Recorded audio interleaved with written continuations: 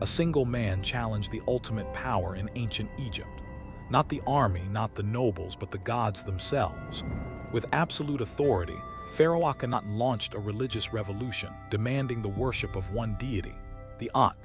This radical shift threatened the very foundations of Egyptian civilization, upending millennia of tradition. When he died, his enemies moved with ruthless efficiency, attempting to erase him and his forbidden god from every stone, every scroll, every memory. But what if the past refuses to stay buried?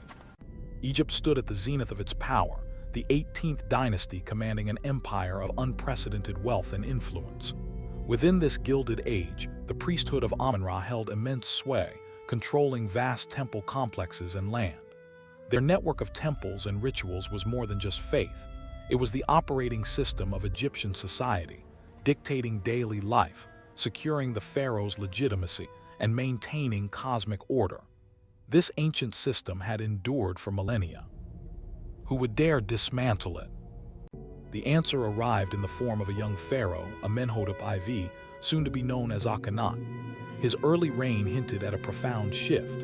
Inscriptions began to feature not the pantheon of gods, but a single entity, the Aten, the sun disk. This was no mere preference. It was an escalating obsession, directly challenging the established order. The first tremors of conflict with Amen's powerful priesthood began to shake the ancient kingdom. How far would Akhenaten push his singular devotion? Akhenaten pushed further than anyone could have imagined. Across Egypt, temples dedicated to traditional gods were systematically closed. Monuments bearing the names of Amen, Mut, and Khonsu, deities worshipped for millennia, were literally chiseled away, their identities erased from stone. State resources, once flowing into the coffers of Amen, were aggressively redirected. A completely new religious order, centered solely on the Aten, rose from the ashes of the old. This was not reform.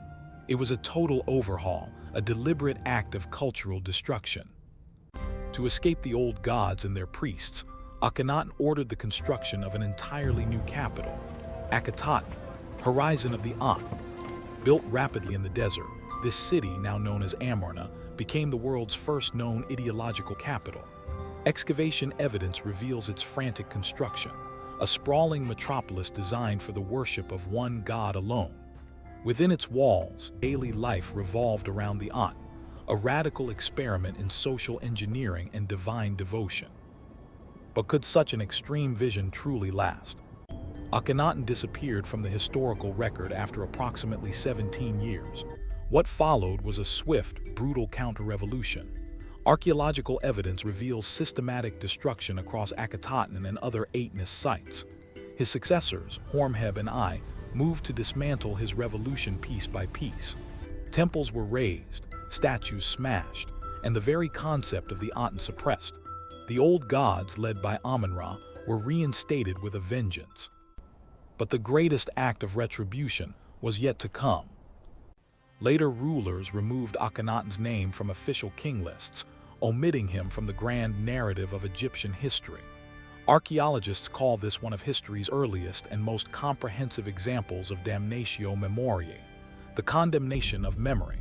His existence, his radical faith, his entire reign were scrubbed. Akhenaten nearly changed the course of human religious history, attempting to force monotheism on a polytheistic world. Yet he almost vanished from memory completely, a lost pharaoh rediscovered only through forensic archaeology. What other secrets lie buried beneath the sands?